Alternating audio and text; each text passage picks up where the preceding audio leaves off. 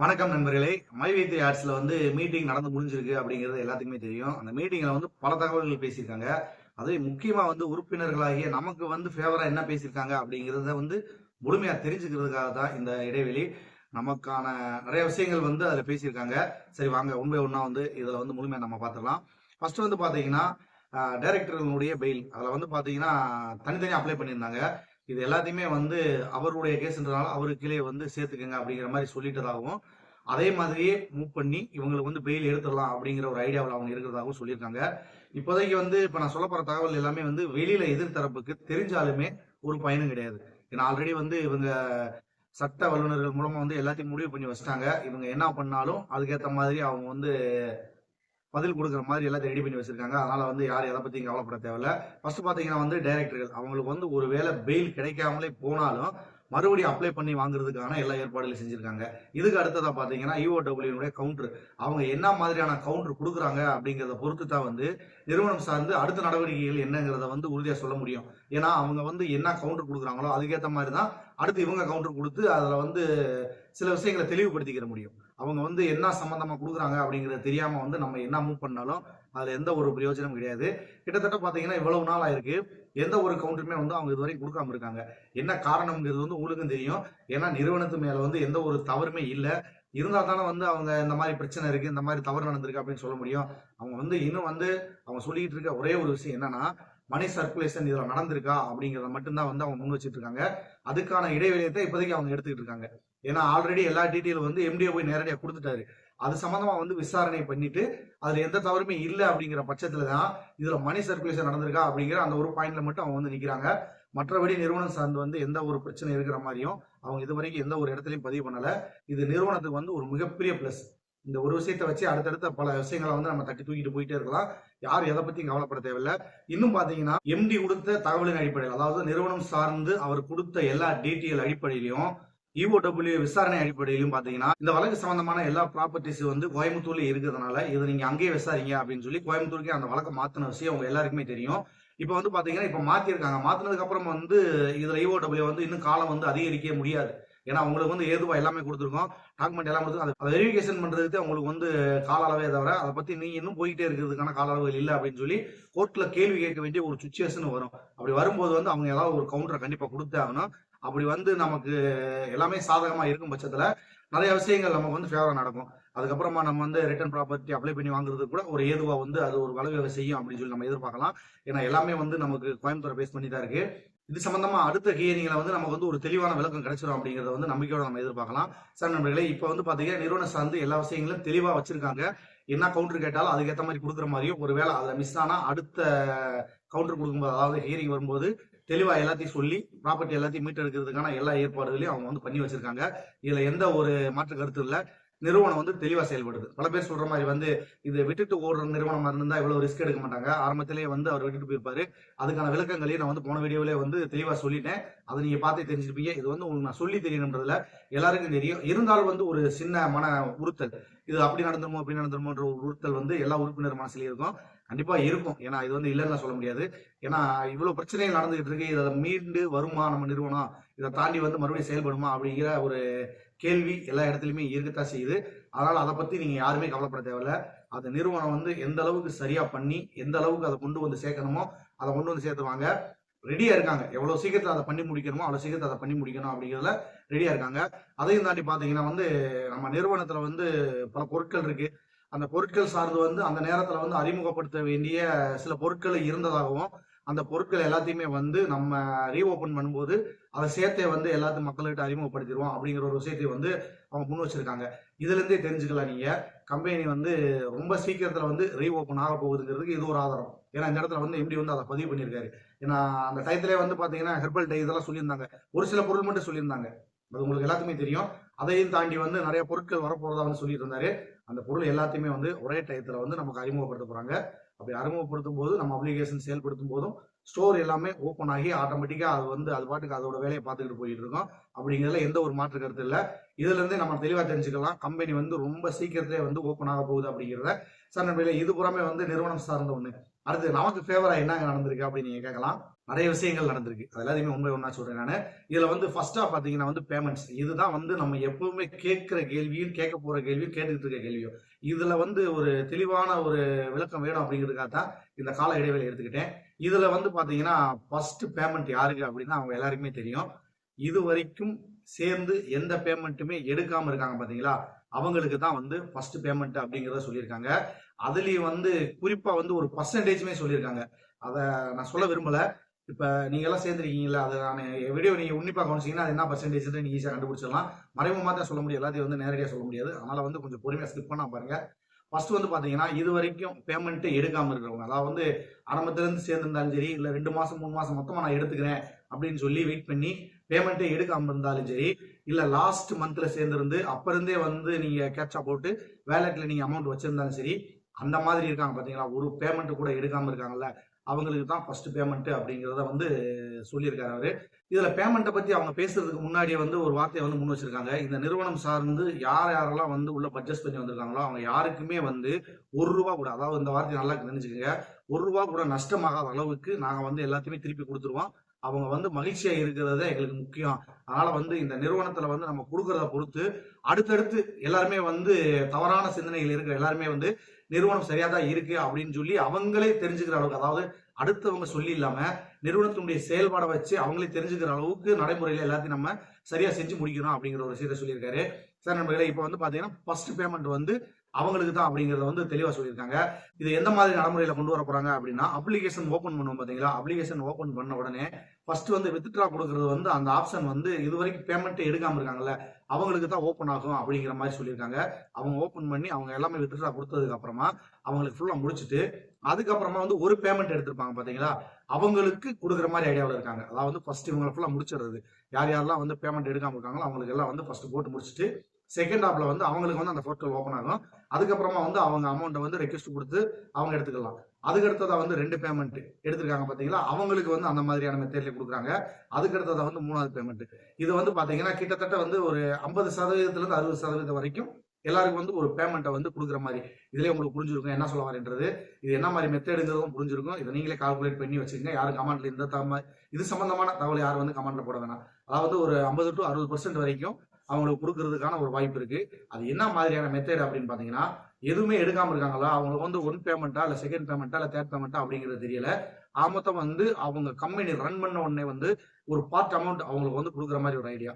இதுக்கப்புறம் பாத்தீங்கன்னா வந்து ஒரு பேமெண்ட் எடுத்திருந்தாங்கன்னா அவங்களுக்கு வந்து இந்த மாதிரியான சுழற்சி முறையில வந்து கொடுக்கறதுக்கான வாய்ப்பு ஏற்படுத்தியிருக்காங்க. சரிங்க, இப்ப வந்து ஒரு அவரேஜான ஒரு பர்சன்டேஜ் நம்ம சொல்லியாச்சு. அதுக்கு மேல இருக்கிறவங்களுக்குலாம் வந்து என்ன சொல்லியிருக்காங்க அப்படின்ற ஒரு கேள்வி கேட்கலாம்.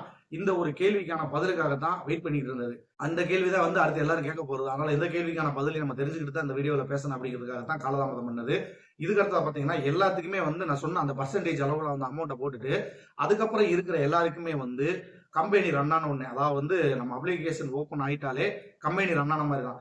எல்லாமே வந்து பர்ச்சேஸ் பண்ண ஆரம்பிச்சிருவாங்க. ப்ராடக்ட் எல்லாமே வந்து சேர்ந்துரும். அதனால வந்து அதுல எந்த ஒரு பிரச்சனையுமே இல்லை. இப்பவுமே வந்து ஒரு சில இடங்கள்ல வந்து ஸ்டோர் ஓபன் பண்ணி தான் வச்சிருக்காங்க. நீங்க நினைக்கிற மாதிரி வந்து ஸ்டோர் எல்லா இடத்துலயுமே மூடியெல்லாம் வைக்கல. ஒரு சில இடங்கள்ல ஓபன் பண்ணி வச்சிருக்காங்க. எந்த மாதிரி அப்படின்னு பாத்தீங்கன்னா, பர்டிகுலரா ஸ்டோர் மட்டுமே வச்சிருக்காங்கல்ல, அவங்க மட்டும் தான் ஓபன் பண்ணாம வச்சிருக்காங்க. ஸ்டோரே ஒரு இணைப்பா, அதாவது வந்து ஒரு மொபைல் ஷாப்போ இல்ல ஒரு மளிகை கடையோ இல்ல வேற ஏதாவது வந்து எலக்ட்ரானிக் சம்பந்தமாவோ இந்த மாதிரி கடையில வச்சிருக்காங்கல்ல, அவங்க எல்லாமே அந்த ஸ்டோர் ஓபன் பண்ணி வச்சிருக்காங்க. அங்க பொருட்களுமே இன்னும் வந்து ஒரு சில பொருட்கள்லாம் இருக்கு. நான் கூட ஒரு வீடியோல போட்டிருந்தேன், எனக்கு கூட ஒரு பேஸ்ட் கிடைச்சு அப்படின்னு. அடுத்து வந்து ஒரு சோப்புமே கேட்டிருக்கேன் நானு. அது எங்கேயாவது விசாரிச்சு வாங்கி தரேன் அப்படின்னு சொல்லியிருக்காங்க. நீங்களுமே உங்க பகுதிகளில் விசாரிச்சு பாருங்க. எங்கெங்கெல்லாம் ஸ்டோர் ஓப்பன் ஆயிருக்கோ அங்கெல்லாம் போய் பொருளை வாங்க. ஒரு நண்பர் கூட பதிவு பண்ணியிருந்தாரு, ஒட்டஞ்சத்திரத்துல ஏதோ ஒரு இடத்துல இந்த மாதிரி ஸ்டோர்ல வந்து எல்லா பொருளும் இருக்கு, அங்க போனீங்கன்னா எல்லாரும் வாங்கிக்கலாம் அப்படின்னு. அது எந்த இடம் என்னங்கிறது தெரியல. அந்த கமெண்ட்ல பார்த்து அந்த நம்பரை நீங்க வந்து அந்த நபரை நீங்க கான்டாக்ட் பண்ணி ஏதாவது மொபைல் நம்பர் கிடைச்சுன்னா நீங்க வந்து பொருளை வந்து நீங்க பர்ச்சேஸ் பண்ணிக்கலாம். ஏன்னா எல்லாமே வந்து அவ்வளவு பியூரான ஆர்கானிக்கான ஒரு தரமான பொருட்கள். நீங்களும் பாருங்க, அதுல பல்லுவில கொட்டி தான் கொஞ்சம் ஓரளவு ஃப்ரெஷ்ஷே இருக்கு. மற்றதெல்லாம் பாத்தீங்கன்னா வந்து ஃப்ரெஷ்னஸ் அதிகமா இருக்கிறதுனால நம்ம டேஸ்டே தெரியாது, நம்ம என்ன சாப்பிட்றவங்க டேஸ்டே தெரியாது. சரி, நம்ம வந்து வேற டாபிக் உள்ள போய்கிட்டு இருக்கோம். அவங்க வந்து தனியா வந்து இன்னொரு நாளைக்கு இன்னொரு வீடியோல பேசுவோம், ஸ்டோர் சம்பந்தமாக இருக்கும். இப்போதைக்கு பாத்தீங்கன்னா வந்து இதைத்தான் சொல்லியிருக்காங்க. அதாவது வந்து அந்த பர்சன்டேஜுக்கு மேல இருக்கிறவங்களுக்கு கம்பெனி ரன் ஆனதுக்கு அப்புறமா, அதாவது வந்து கம்பெனி ஒரு மாசம் ரன் ஆகி அதுக்கப்புறமா வந்து அப்போதைக்கு இருக்கிற சூழ்நிலையை பொறுத்து அவங்களுக்கு வந்து பேமெண்ட் கொடுப்போம். ஏன்னா வந்து அவங்க வந்து ஓரளவுக்கு பார்ட் அமௌண்ட் எடுத்துட்டாங்க அப்படிங்கிற விஷயத்த சொல்லியிருக்காங்க. இதுல வந்து சீலிங் அச்சீவர் அப்படிங்கிற மாதிரியான ஒரு கேட்டகரியில இருக்காங்க. அவங்களுக்கெல்லாம் வந்து எந்த ஒரு தகவலுமே சொல்லலை. அதாவது வந்து பர்ச்சேஸ் பண்ணியிருக்காங்கல்ல 1.20 அதுக்கு கீழே இருக்கிறவங்களுக்கு எல்லாத்துக்குமே வந்து ஒரு பார்ட் அமௌண்ட் கொடுத்து இப்போதைக்கு வந்து அவங்களுக்கு வந்து பணம் கிடைக்கல அப்படிங்கிற ஒரு பிரச்சனையை முடிக்கிறதுக்காக நான் சொன்ன பர்சன்டேஜ் அளவில் வந்து எல்லாத்துக்குமே வந்து அமௌண்ட் கொடுக்க போறாங்க. அது எந்த மாதிரி கொடுக்க போறாங்க அப்படிங்கிறது விளக்கமா சொல்லியாச்சு. இது நீங்க வந்து ஸ்கிப் பண்ணி பார்த்தீங்க மறுபடியும் ஃபர்ஸ்ட் இருந்து பார்த்து தெரிஞ்சுக்கங்க. எனக்கு திரும்ப திரும்ப ஒரே விஷயத்தை சொல்லியிருந்தோம்னா வீடியோட லென்த் இன்னும் அதிகமாகி தான் போயிட்டு இருக்கோம். இப்போ வந்து பாத்தீங்கன்னா அமௌண்ட் வந்து அந்த மாதிரி கொடுக்க போறாங்க. இப்போ உங்களுக்கு கொடுக்க போற அந்த பர்சன்டேஜ் அமௌண்ட் இருக்கு பாத்தீங்களா, அதுலயும் வந்து ஒரு குறிப்பிட்ட அளவு தொகையை வந்து நீங்க வந்து பர்ச்சேஸ் பண்ண வேண்டிய ஒரு கட்டாயமும் அதுல இருக்கு. அது எவ்வளவு அமௌண்ட் எத்தனை பர்சன்டேஜ் சொல்றாங்க அப்படிங்கிறத வந்து அந்த நேரத்தில் அவங்க சொல்லுவாங்க. அதுக்கேற்ற மாதிரி நீங்க வந்து பர்ச்சேஸ் பண்ணீங்க. டோட்டலா வந்து அமௌண்ட்டை வந்து நம்ம எடுத்துட்டு அதுக்கப்புறமா நம்ம பர்ச்சேஸ் பண்ற மாதிரி இருக்கா, இல்ல கொடுக்குற அமௌண்ட்ல இருந்தே ஒரு குறிப்பிட்ட தொகையை வந்து பர்ச்சேஸ் பண்ணிட்டு மிச்சத்தை நம்ம வந்து எடுத்துக்கிற மாதிரி இருக்காங்கிறது வந்து அந்த நேரத்துல தான் நமக்கு தெரியும். அதை பத்தின தெளிவான விளக்கம் சொல்லலை. ஏன்னா இதை நான் கேட்டேன். ஏன்னா என்கிட்ட வந்து எல்லாருமே கேட்பாங்க. அதனால நான் கேட்டதுக்கு வந்து இல்ல இதை பத்தி சொல்லலை. அவங்க வந்து அப்ப வந்து சொல்றப்ப வந்து சொல்லுவாங்க தெளிவா என்ன மாதிரியான விளக்கம்ங்கிறத சொல்லுவாங்க. மொத்தம் வந்து நமக்கு அப்ளிகேஷன் ஓபன் பண்ணும்போதே வந்து அதுக்கான ப்ராசஸும் சேர்த்து நடக்கும் அப்படிங்கிறத தான் சொல்லியிருக்காங்க. இப்போ வந்து பாத்தீங்கன்னா நிறுவனத்துல வந்து இப்ப டைரக்டர்கள் தான் பிரச்சனையா இருக்கு. அவங்களுக்கு மட்டும் நம்ம பெயில் வாங்கிட்டோம் அப்படின்னா அடுத்தடுத்து எல்லா விஷயமும் ஆட்டோமேட்டிக்கா நடந்துட்டு இருக்கோம்.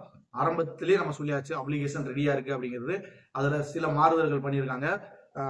எல்லாமே நமக்கு வந்து ஃபேவரா தான் இருக்கும். அதுல வந்து எந்த ஒரு மாற்று கருத்து இல்லை. பேமெண்ட் சம்பந்தமாகவும் எந்த பிரச்சனையும் கிடையாது. நிறுவனம் சம்பந்தமாகவும் எந்த பிரச்சனையும் கிடையாது. அடுத்து நடைமுறையிலையும் எந்த பிரச்சனையும் கிடையாது. ஆனா ஒரு சின்ன ஒரு சுணக்கம் அது வந்து கொஞ்சம் கிடைக்கிறது கொஞ்சம் காலதாமதமாகும். அதுதான் வந்து இதுல ஒரு பெரிய பிரச்சனையா இருக்கு. ஏன்னா இந்த டைரக்டர்களுக்கெல்லாம் பெயில் கிடைக்கணும். கிடைச்சதுக்கு அப்புறமா வந்து இவங்க ரெடியா இருக்காங்க. கிடைச்சதுக்கு அப்புறமா எல்லா வேலைகளும் வந்து லேட் இல்லாம பண்றதுக்கு. ஏன்னா கோர்ட் தான் வந்து எப்ப விசாரணை அப்படிங்கறத வந்து முடிவு பண்ண முடியும். நம்ம முடிவு பண்ண முடியாது.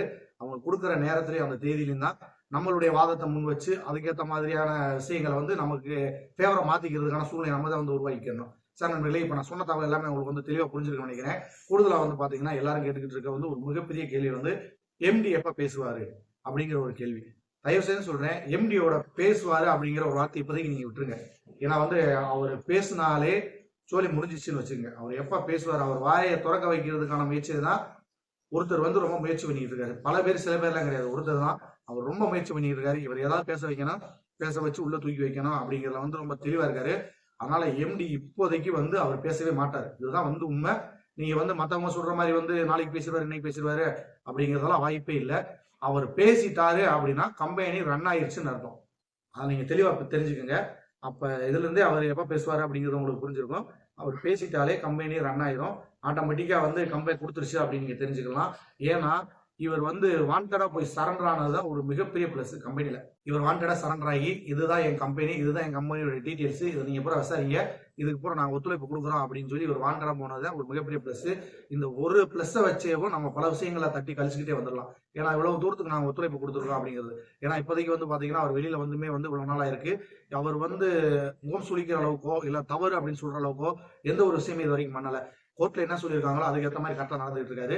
இதுவே ஒரு மிகப்பெரிய பிளஸ் தான். இதை காமிச்சே வந்து நம்ம பல விஷயங்களை வந்து நமக்கு ஃபேவரா வந்து மாற்றி அமைச்சுக்கலாம். ஏன்னா கோர்ட்லயே அவங்க சொல்லலாம், நீங்க வந்து ஃபர்ஸ்ட் நாங்க தான் வந்தோம், நாங்க தான் எல்லா டீட்டெயில் கொடுத்தோம், நாங்களா தான் வந்து சரண்டர் ஆயிருக்கோம், நாங்களா தான் ஒத்துழைப்பு கொடுத்துருக்கோம், இப்ப வரைக்கும் கோர்ட் என்ன சொல்லியிருக்கோ அதுக்கேற்ற மாதிரி நாங்க நடந்துகிட்டு இருக்கோம், இனியும் நடந்துக்குவோம் அப்படிங்கிறப்ப எல்லாத்தையுமே வந்து சரி பண்ணிக்கிட்டு அடுத்தடுத்து நமக்கு வந்து ஃபேவரா கேட்கறதுக்கு வாய்ப்பு இருக்கு. ஏன்னா யூஓடபிள்யூல வந்து இன்னுமே நேரம் வேணும்னு கேட்டுக்கிட்டு இருந்தாலும் சரி நீங்க உங்க வேலையை பாருங்க, அவங்களுக்கு எல்லாத்துக்கும் நான் கொடுக்க வேண்டியதை கொடுத்துட்டு அவங்க வேலையை பார்த்துக்கிட்டு இருக்கட்டும், உங்களுக்கு வந்து ஃபுல் டீடைல் கிடைச்சதுக்கு அப்புறம் வாங்க, அவங்களும் வரட்டும், அதுக்கப்புறமா வந்து இந்த கேஸ் சம்பந்தமான எல்லா விஷயத்தையும் பார்த்துக்கலாம் அப்படிங்கிற ஒரு முடிவுக்கு வந்துருவாங்க. உங்களுக்கே தெரியும் யூஓடபிள்யூ கேஸ் வந்து அவ்வளவு சீக்கிரத்துல முடியாது. 10 வருஷம்ல இழுத்துக்கிட்டு போன கேஸ் எல்லாம் இருக்கு.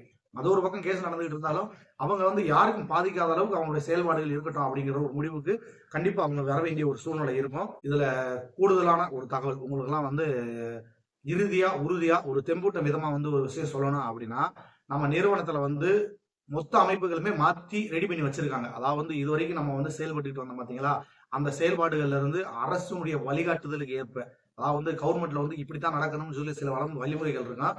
அந்த வழிமுறையும் வரைமுறைக்கு ஏற்ற மாதிரி வந்து நிறுவனத்தினுடைய சில விஷயங்களை வந்து மாற்றி அமைச்சிருக்காங்க. ஆரம்பத்திலேயே நான் சொல்லிட்டு இருந்தேன் பாத்தீங்களா, சட்ட வல்லுநர்கள் வந்து ஹெவியா வந்து இரவு பகல் வராம வந்து பல வேலைகள் பார்த்துக்கிட்டு இருக்காங்க அப்படின்னு. அதாவது அரசாங்கம் என்ன சொல்லியிருக்காங்களோ அதுக்கேற்ற மாதிரி நம்ம நிறுவனத்தினுடைய செயல்பாடு எல்லாத்தையுமே வந்து மாத்தி அமைச்சு எல்லாம் ரெடியா வச்சிருக்காங்க. அவங்க வந்து இதுக்கு மேல வந்து உங்க நிறுவனம் வந்து இந்த மாதிரி இருக்கு, இதுல தவறு அப்படின்னு சொல்லி ஏதாவது வார்த்தை சொன்னாங்கன்னா இவங்க எடுத்து காமிக்கிட்டு ரெடியா இருக்காங்க.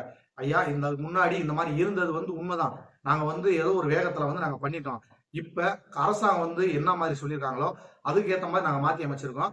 இந்தாங்க இந்த டீடைல்ஸ் எல்லாத்தையும் பார்த்துட்டு எங்களுக்கு வந்து நீங்க அனுமதி கொடுங்க அப்படின்னு சொல்லி ஈஸியா வாங்க போறாங்க. இதுதான் வந்து இதை நான் வந்து வெளியில சொல்றதுனால யாருக்கும் எந்த பாதிப்பும் கிடையாது.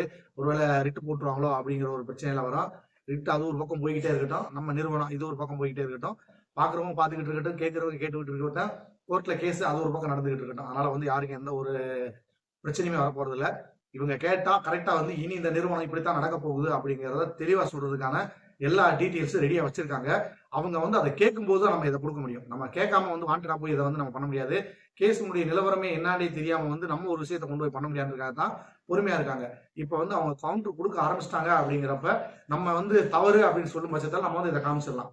காமிச்சு இந்த மாதிரிலாம் இருக்கு, நிறுவனத்துல வந்து எந்த ஒரு தவறும் இல்லை, அரசாங்கத்தினுடைய செயல்பாடுக்கு ஏற்ற மாதிரி தான் அவங்களுடைய வரைமுறைக்கு ஏற்ற மாதிரி தான் நாங்கள் வச்சிருக்கோம், யாரும் இதுல பாதிக்கப்படலை அப்படிங்கிற ஒரு விஷயத்தை வந்து முன் வச்சு ஈஸியா வந்து நம்ம நிறுவனத்தை வந்து மீட்டெடுத்து எல்லாத்துக்கு மேலுமே வந்து அப்ளிகேஷனை கையில கொடுக்க போறாங்க. இதுல வந்து பாத்தீங்கன்னா கம்ப்ளைண்ட் கொடுத்தவங்களை பத்தி பேசியிருக்காங்க அப்படின்னு சொல்றாங்க. என்ன பேசியிருக்காங்க அப்படின்னா அவங்கள பத்தி வருத்தப்பட்டிருக்காங்க. அதாவது இவங்கெல்லாம் கம்ப்ளைண்ட் கொடுத்து இப்படி அவசரப்பட்டாங்களே அப்படின்னு சொல்லி ஒரு வருத்தம் தெரிவிச்சிருக்காங்க. ஆனா கம்பெனியில வந்து ஓப்பன் ஆகி அமௌண்ட் கொடுக்கும்போது அவங்களுக்கும் கொடுக்கறதா வந்து சொல்லியிருக்காங்க. அதாவது கம்ப்ளைண்ட் கொடுத்துருக்காங்கல்ல, அவங்களுக்கும் வந்து பேமெண்ட் எடுக்காம இருந்திருந்தால் அவங்களுக்குமே வந்து அந்த கேட்டகரிக்குள்ள இருக்காங்க. கேஸ் அது அவங்களுடைய மனநிலை, அது வந்து நம்ம வந்து யாரும் குறை சொல்ல முடியாது. அது ஒரு பக்கம் நடந்துகிட்டு இருக்கட்டும். ஆனா அவங்களுக்கு வந்து எல்லாத்துக்கும் கொடுக்குற மாதிரி அவங்களுக்கு அந்த பேமெண்ட்டை வந்து நம்ம கொடுத்துருவோம். நம்ம பேமெண்ட்டை கொடுத்ததுக்கு அப்புறம் அவங்களுக்கு வந்து மனசு திருப்தியா இருக்கும், இல்ல நம்ம அவசரப்பட்டுட்டோம் அப்படின்னு சொல்லி அவங்களே அதை வாபஸ் வாங்கிடுவாங்க. ஏன்னா அவங்களுக்கும் மனச்சாட்சி இருக்கும். நம்ம செய்யறத கரெக்டா செஞ்சுட்டோம்னா மக்கள் கரெக்டா புரிஞ்சுக்குவாங்க, அதுக்கப்புறம் எல்லாமே வந்து சரியா நடந்துடும் அப்படிங்கிற ஒரு விஷயத்தையும் வந்து பதிவு பண்ணிருக்காங்க. அதனால கம்ப்ளைண்ட் கொடுத்துருக்கீங்களா, 30 வருடமா சொல்லியிருக்காங்க, நீங்களுமே கவலைப்பட தேவையில்லை, உங்களுக்குமே வந்து பேமெண்ட் வந்துடும். அதனால வந்து எந்த ஒரு கவலையும் தேவையில்லை. அது கம்ப்ளைண்ட் வாபஸ் வாங்கலாமா வேணாமா அப்படிங்கிறத வந்து நீங்க முடிவு பண்ணிக்கீங்க. அது வந்து உங்களுடைய தனிப்பட்ட விருப்பம். ஏன்னா கம்பெனி செய்ய வேண்டிய விஷயத்த கரெக்டா செஞ்சிருவோம் அப்படிங்கறத வந்து முடிவு பண்ணிட்டாங்க. கண்டிப்பா வந்து அவங்க செஞ்சிருவாங்க. இப்போ வரைக்கும் பாத்தீங்கன்னா வந்து இவ்வளவு பேர் நம்ம இருக்கோம். கம்ப்ளைண்ட்ஸ் அப்படின்னு பாத்தீங்கன்னா வந்து ஒரு 30 கம்ப்ளைண்ட்ஸ் தான் வந்திருக்கு. அதுக்கு மேல கம்ப்ளைண்ட் எதுவுமே வரல. இது வந்து ஒரு மிகப்பெரிய பிளஸ் நமக்கு. எப்படி இது மிகப்பெரிய பிளஸ் அப்படின்னு சொல்றீங்கன்னு கேட்கலாம். இப்போ வந்து பாத்தீங்கன்னா லாஸ்டா வந்து ஒரு லைவ் கூட போட்டிருந்தாங்க நம்ம அண்ணன். லைவ்லயே வந்து பாத்தீங்கன்னா அவங்களுடைய முழுக்க செயல்பாடு எல்லாமே வந்து கம்ப்ளைண்ட் கொடுக்க வைக்கிற விஷயத்துல மட்டும்தான் வந்து கண்ணோட்டமா இருந்தாங்க. அதாவது அந்த கமாண்டை கேட்கறவங்க கூட பாத்தீங்கன்னா அந்த கம்ப்ளைண்ட் சம்பந்தமா கமாண்ட் போடுறாங்கல்ல, அவங்களுடைய கமாண்டுக்கு தான் வந்து அதிக முக்கியத்துவம் கொடுத்திருந்தாங்க. ஆரம்பத்திலே ஒரு வீடியோவில் வந்து அவங்க லைவ் போறப்ப சொல்லியிருந்தாங்க, இனிமே கோர்ட் மூலமா தான் நீங்க வந்து அதை வாங்கிக்கணும், யார் கம்ப்ளைண்ட் கொடுத்தாலும் அப்படின்னு இருந்தாங்க. ஆனா இதுல வந்து பாத்தீங்கன்னா நீங்க வந்து கம்ப்ளைண்ட் எல்லாரும் கொடுங்க, கொடுக்கும்போது அந்த கம்ப்ளைண்ட் அதிகமா இருக்கும் பட்சத்துல தான் கவர்மெண்ட் அந்த அமௌண்ட்டை வாங்கி உங்களுக்கு வந்து பிரிச்சு கொடுப்பாங்க அப்படின்ற மாதிரி பதிவு பண்ணாங்க. இவங்களுமே வந்து முன்னுக்கு பின் முரணா வந்து நிறைய விஷயங்களை வந்து முன்வைக்கிறாங்க. இதுல இருந்தே நம்ம தெரிஞ்சுக்கலாம் அவங்களுடைய நோக்கம் வந்து கம்ப்ளைண்ட் கொடுக்க வைக்கிறது. எதுக்காக கம்ப்ளைண்ட் கொடுக்க வைக்கிறது? இருக்கிற கம்ப்ளைண்ட் வந்து இந்த கேஸை நடத்துறதுக்கு ஸ்ட்ரென்த் பத்தாதுன்னு நினைக்கிறேன். அதாவது இது என்னுடைய கருத்து, ஸ்ட்ரென்த் பத்தாது, இது வந்து நிக்காது அப்படிங்கிறது அவங்களுக்குமே தெரிஞ்சிருக்கு. அதனாலதான் வந்து இந்த கம்ப்ளைண்டினுடைய அளவு வந்து அதிகரிக்க முயற்சி பண்றாங்க. ஆனா மக்களை பொறுத்தவரையில வந்து யாருக்கும் அது முக்கியத்துவம் கொடுத்ததா தெரியல. ஏன்னா எப்போ இருந்தாலும் கம்பெனி வந்து கம்பேர் கொடுத்துரும் அப்படிங்கிற ஒரு நம்பிக்கையோட தான் அவங்க இருக்காங்க. அதனால வந்து யாரும் இதை பத்தி கவலைப்பட தேவையில்லை. சார் நண்பர்களே, இப்ப நிறுவனம் சார்ந்து வந்து பல தகவல் உங்களுக்கு சொல்லியிருக்கேன். எம்டியினுடைய செயல்பாடுகள் என்ன அப்படின்னு சொல்லியாச்சு, பேமெண்ட்டினுடைய நிலவரம் என்னன்னு சொல்லியாச்சு, டைரக்டர்களுடைய பெயில் நிலவரம் என்னன்னு சொல்லியாச்சு, கம்பெனியினுடைய அடுத்த கட்ட நடவடிக்கைகள் என்ன அப்படிங்கிறது சொல்லியாச்சு, எம்டியினுடைய நிலைப்பாடு என்ன அப்படின்னு சொல்லியாச்சு, கம்ப்ளைண்ட் கொடுத்தவங்களுக்கும் என்ன பெனிஃபிட் கிடைக்க போகுது அப்படிங்கிறத சொல்லியாச்சு. இப்படி பல தரப்பட்ட தகவல் வந்து ஒன்னா சொல்லியாச்சு. அடுத்தடுத்து இன்னும் வந்து கம்பெனியில வந்து நிறைய விஷயங்கள் நடக்க போகுது. அது நடக்கும்போது அடுத்தடுத்த அப்டேட்டுகளில் வந்து நம்ம எல்லாருமே வந்து சொல்லத்தான் போறோம். வெளிப்படையாவே வந்து சொல்ல போறாங்க இனிமே. அவங்களே வந்து இது வந்து எம்டி சொல்லலைனாலும் அத்தாரிட்டி மெம்பர்ஸ் அவங்க மூலமா வந்து பல தகவல்கள் வந்து எல்லாத்துக்குமே வந்து தெரிவிங்க. ஏன்னா வந்து எந்த ஒரு தகவலுமே மக்கள் தெரியாம இருக்கிறதும் ஒரு வந்து ஆபத்து தான். அவங்க வந்து தவறான முடிவு போறதுக்கு இது வந்து ஒரு வழிவகை செஞ்சிடும். அதனால நிறுவனம் சார்ந்து, அதாவது இந்த டைரக்டருடைய பெயில் கிடைச்சதுக்கு அப்புறமா நிறுவனம் சார்ந்து பல நடவடிக்கைகளை வந்து உங்களுக்கு அப்பப்ப தெரியப்படுத்தணும் அப்படிங்கிறதையும் வந்து அவர் நேரடியாக சொல்லியிருக்காரு. இதுல முக்கியமான விஷயம் என்னன்னா, பணம் சம்பந்தமா வந்து எம்டிஏ நேரடியா வந்து சில விஷயங்களை வந்து முன் வச்சிருக்காரு. அப்ப நமக்கு எல்லாத்துக்குமே வந்து ஃபேவரா நடக்க போகுது அப்படிங்கிறதுல எந்த ஒரு மாற்று கருத்தும் இல்ல.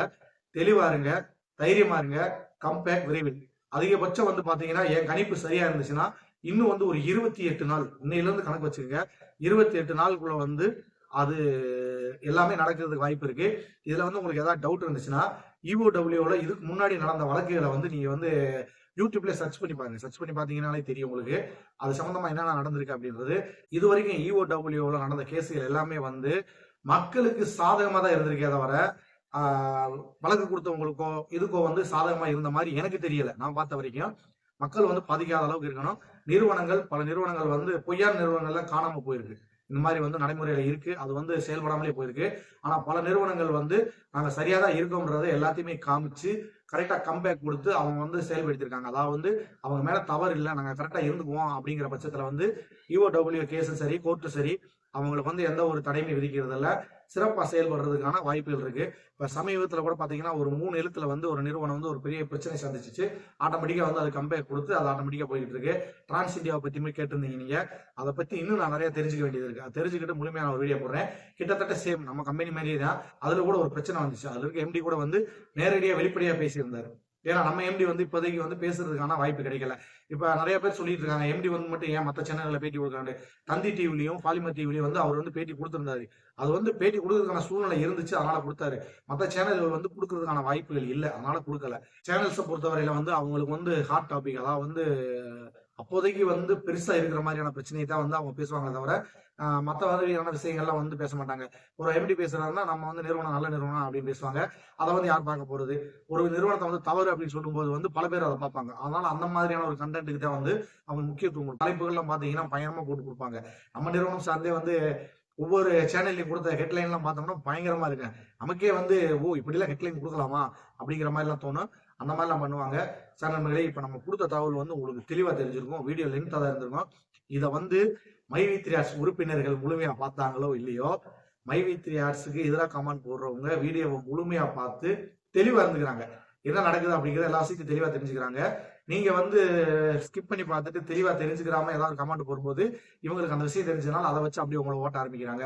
இப்பவுமே பாத்தீங்கன்னா சமீப காலமாவே கமெண்ட்ல வந்து மைவி3 ஆர்ட்ஸ் உறுப்பினர்கள் சம்பந்தமான கமெண்ட்கள் வந்து ரொம்ப கம்மியா இருக்கு. என்னன்னா எதுக்குடா நமக்கு பிரச்சனை, நம்ம ஒண்ணு போட அதுக்கு எவனா ஒருத்தர் பதில் கமெண்ட் போட்டு இன்னும் நம்மள வந்து மன உளைச்சல் அதிகமாக்குறான் அப்படிங்கிற மாதிரியான சூழ்நிலையில நிறைய பேர் கமெண்ட்டை வந்து குறைச்சிக்கிட்டாங்க. எதிர் கமெண்ட்டுகள் தான் அதிகமா வருது. சரி, இந்த வீடியோல இருந்து நம்ம வந்து ஒரு முடிவு பண்ணலாம். யார் யாரெல்லாம் நமக்கு வந்து எதிராக கமெண்ட் போடுறாங்களோ அவங்களுடைய கமெண்ட் அப்புறம் தூக்கிடலாம் அப்படின்னு சொல்லி ஒரு ஐடியாவில் இருக்கோம். இனிமே வந்து கமெண்ட் பத்தி யாரும் வந்து எதை பத்தி கவலைப்பட தேவையில்ல. நீங்க கமெண்ட் போடுங்க. அதிகபட்சம் 10 நிமிஷத்துல அவங்களுடைய கமெண்ட் வந்து தவறா இருக்கும் பட்சத்துல அந்த கமெண்ட் எல்லாத்தையுமே நம்ம தூக்கிடலாம் அப்படிங்கிற ஒரு முடிவுல இருக்கோம். ஏன்னா நீங்க வந்து வெளியில வந்து பேசினா மட்டும்தான் உண்மை என்னங்கிறது தெரியும். ஏன்னா ஃபேக் கமெண்டர்ஸ் வந்து இந்த நிறுவனத்துல இருக்கிற மாதிரியே வந்து பல தகவல்களை போட்டுட்டு இருக்காங்க. அதனால வந்து யார் உண்மையானவங்க யார் பொய்யானவங்க அப்படின்றது தெரிய மாட்டேங்குது. ஒரு சில பேர் ஒரு பர்டிகுலரா ஒரு 150 பேர் வரைக்கும் கரெக்டா நம்ம கணிச்சு வைக்க முடியுது. இவங்க எல்லாமே நம்ம நிறுவனத்துல இருக்காங்க, அதான் இவங்க போடுற கமெண்ட் உண்மைதான் அப்படிங்கிறத நம்ம தெரிஞ்சுக்க முடியுது. அதே மாதிரி வந்து ஃபேக் கமெண்ட் போடுறவங்க நம்ம யாரு என்னன்றது தெரியும். அதெல்லாம் வந்து நம்ம வந்து டெலிட் பண்ணிடுவோம். அதனால இனிமே வந்து கமெண்ட் போடுறத பத்தி யாருமே வந்து எந்த ஒரு கவலையுமே தேவையில்லை. பயப்படாம நீங்க கமெண்ட் போடுங்க. இப்போ வந்து பாத்தீங்கன்னா நம்ம வந்து வீடியோ போட்டாலும் எவ்வளவுதான் 5000 பேர் 10,000 பேர் பார்த்தாலும் லைக் பண்றது என்னன்னு பார்த்தா ஒரு 300 பேருக்குள்ளதான் லைக் பண்றாங்க. அதாவது நமக்கு வந்து எவ்வளவு பேர் பாக்குறாங்கிறது வந்து முக்கியம் இல்ல, எவ்வளவு பேர் அதை புடிச்சு பாக்குறாங்க, விருப்பப்பட்டு பாக்குறாங்க அப்படிங்கறத முக்கியம். என்னைய பொறுத்தவரையில வந்து 500 வியூஸ் வந்தா கூட போதும். 500 வியூஸ் வந்து 500 லைக் வந்தா போதும். பெருசாவெல்லாம் வரணும்ன்ற அவசியம்லாம் கிடையாது. நான் அதை பத்தி வியூஸ்க்காக நான் பாக்குறது கிடையாது. ஆனா எத்தனை பேர் விரும்பி பாக்குறாங்க அப்படிங்கிற ஒரு விஷயத்தை வந்து நான் தெரிஞ்சுக்கணும். எந்த வீடியோ நீங்க பார்த்தாலும் மைவி3 உறுப்பினர் இருந்தா நீங்க வந்து உங்களுடைய கமெண்ட்டை வந்து பதிவு பண்றதுக்கு முன்னாடி உங்களுடைய லைக்கை வந்து அதில் போட்டு வச்சிருங்க. ஏன்னா அப்பதான் வந்து எத்தனை பேர் நீங்க விரும்பி பாக்குறீங்க, எத்தனை பேர் நம்ம உறுப்பினர்கள் பாக்குறாங்க அப்படின்னு தெரிஞ்சுக்க முடியும். ஒட்டுமொத்தமா பாக்குறப்ப வந்து எத்தனை பேர் நம்ம உறுப்பினர்கள் நம்ம உறுப்பினர் அல்லாதவர்கள் அப்படிங்கிறத வந்து கண்டுபிடிக்கிறது இந்த ஒரு விஷயத்துல மட்டும் தான் கண்டுபிடிக்க முடியும். என் வீடியோல மட்டும் இல்ல, மைவி3 சம்பந்தமா யார் வீடியோ போட்டாலும் உங்களுடைய பிடிச்சிருந்தா அவங்களுக்கு வந்து லைக் போடுங்க, பிடிக்கலன்னா டிஸ்லைக் பண்ணுங்க. பிடிக்காம பாக்குறவங்க எத்தனை பேருன்னு அதுலயும் தெரிஞ்சுக்கலாம் நம்ம. சார் நண்பர்களே, இப்ப கொடுத்த தகவல் வந்து உங்களுக்கு போதுமானதா இருக்குன்னு நினைக்கிறேன். அடுத்தடுத்து இன்னும் பல அப்டேட்டுகள் இருக்கு. நான் கூட சொல்லியிருந்தேன், ஒரு சின்ன மன உளைச்சல் இருங்க, அது சம்பந்தமா ஒரு வீடியோ ஒன்று போடலாம் அப்படின்றீங்கன்னு. இதே மன உளைச்சல் உங்களுக்கும் இருக்கு, உங்களுக்கு இருக்கிற அந்த மன கஷ்டம் எனக்குமே இருக்கு. என்ன மாதிரியான பிரச்சனை அப்படிங்கிறத அடுத்த வீடியோவில் தெளிவாக சொல்றேன். அதுல நீங்களுமே சில விஷயங்களை தெளிவுபடுத்திக்க வேண்டியது இருக்கு. இது வந்து நிறுவனம் சார்ந்து இல்லை, நிறுவனத்து சாராம சில விஷயங்கள் இருக்கு. அதனால வந்து இப்ப இருந்தே நீங்க வந்து அதுக்கு தயாரா இருந்துக்கிட்டா ரொம்ப வசதியா இருக்குன்றதுக்காக தான் அடுத்த வீடியோவில் வந்து இன்னும் பல தகவல்களை சேகரிச்சுக்கிட்டு அது சம்பந்தமான ஒரு தெளிவான ஒரு வீடியோவில் உங்களை சந்திக்கிறேன். சார் நண்பர்களே, மீண்டும் ஒரு பயனுள்ள தகவலை உங்களை சந்திக்கிறேன். மெய்ப்பொருள் காண்பதறிவு. வாழ்க வளமுடன்.